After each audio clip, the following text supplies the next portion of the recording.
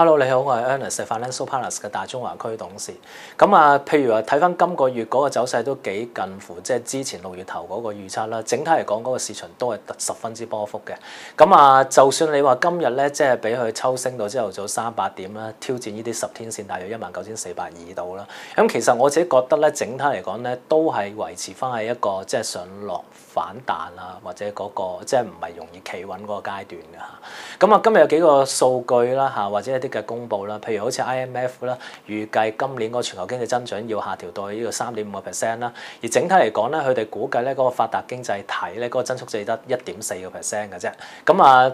當然啦，美國會可能好少少，會有可能今年嘅增速係2%，但係整體嚟講啦，歐元區咧係應該會萎縮接近0.3%嘅。咁而下年嘅嗰個經濟增長亦都係下調到呢個3.9%嘅啫。咁啊，其實你睇得到都吻合嘅，因為尤其是如果你即係留意翻最近穆迪啦嚇，即係相繼調低嗰個西班牙之後咧，亦都上個星期調低咗意大利嗰個嘅國家信貸評級啦。咁啊，今日亦都再下調翻呢啲嘅意大利銀行嗰個信貸評級啦嚇。咁所以記得到歐元區嚟講咧，就算你話咧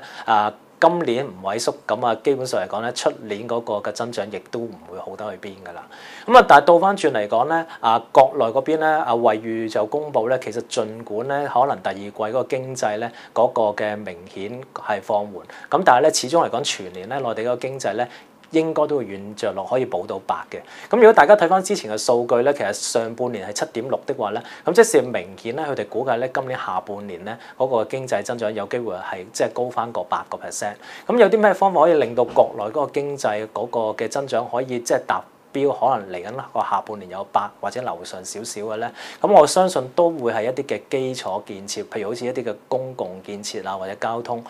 相關項目為主嘅。咁所以可以大家留意呢個板塊。咁至於另外一個板塊咧，就係嗰個內銀。其實你記得到過去呢3個月都跌得幾多，有成20% 樓上跌幅嘅。咁最重要都係嗰幾個原因啦，大家可以消化下就係第一就係話國內嗰個不對稱減息1個月減咗2次啦，令到嗰個內銀嗰個息差收窄啦。另外你亦都聽到譬如可能建行好似一啲嘅浙江嘅大廈有機會破產啦。咁再加埋大家即係睇得到過去嗰季嘅數據咧，譬如國內嗰個經濟下行嗰個速度比想象中快，咁所以咧，譬如內銀亦都成為嗰個拋售嗰個對象。咁但係跌到去呢啲嘅時間咧，譬如話接近都幾52周嗰個低位嚟講咧，咁其實我自己覺得咧，以一啲嘅大藍籌裏邊嚟講咧，去provide咁高嘅一個嘅息率，同埋咧亦都基本上嚟講，佢哋嗰個嘅明顯嗰個嘅狀況唔係話即係咁唔穩健嘅情況之下咧，咁其實我覺得大家都可以考慮咧，係即係逐分段嗰個嘅部署或者係吸納嘅。